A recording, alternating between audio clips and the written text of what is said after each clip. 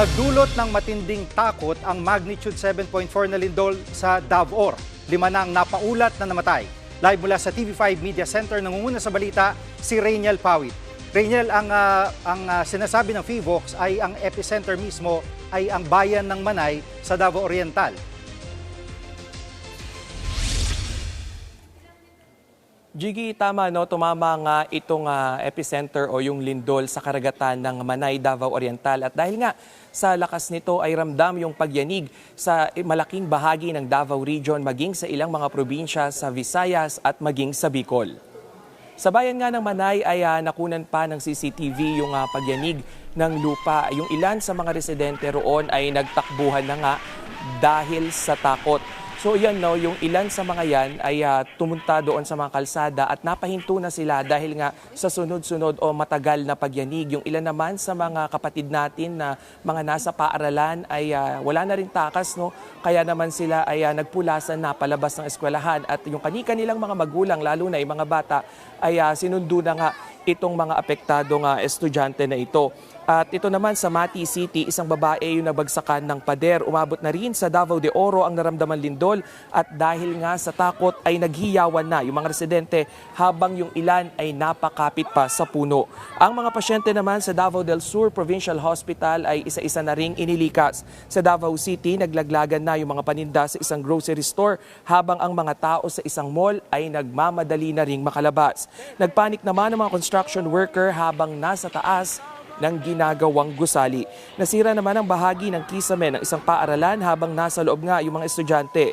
Sa Butuan City naman sa Caraga, katakot-takot ng pag-ugat sa mga naranasan naman nitong mga motorista doon sa Magsaysay Bridge. Naramdaman din ng lindol sa Cebu City kung saan nagsilabasan sa gusali yung mga empleyado.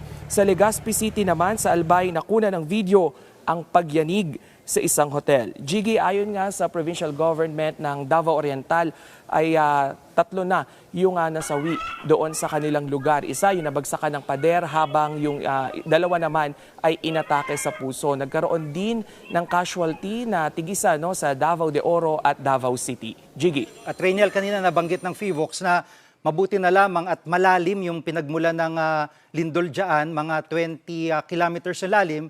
Pero itong yung lindol sa Davao ay ano ba yung gumalaw na plate or anong sanin ito at konektado ba ito sa nagdaang lindol sa Cebu at La Union?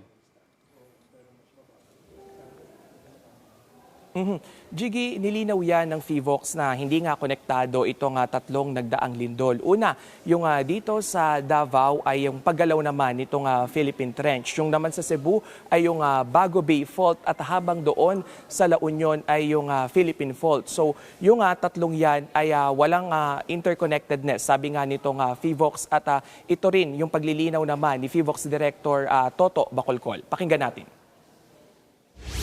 These are all not connected.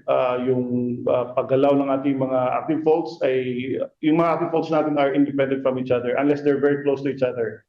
Pwedeng magkaroon ng what we call the stress transfer. But in this case, masyado na pong malayo. Panguli na lang, Rainiel, binanggit ni Bril kanina na inalis na yung tsunami warning. Pero may banta pa rin ba ng mga aftershocks?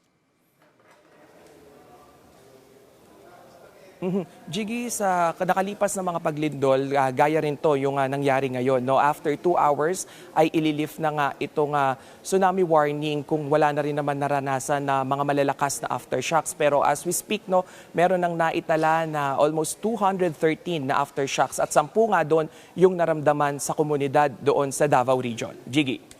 Yan pong ulat ni Rainiel Pawid live mula sa TV5 Media Center. Mga kapatid, Jiggy Manikad po, pagdating sa mahalagang balita sa loob at labas ng bansa, dapat una sa lahat, mag-follow at mag-subscribe na sa social media pages ng News 5.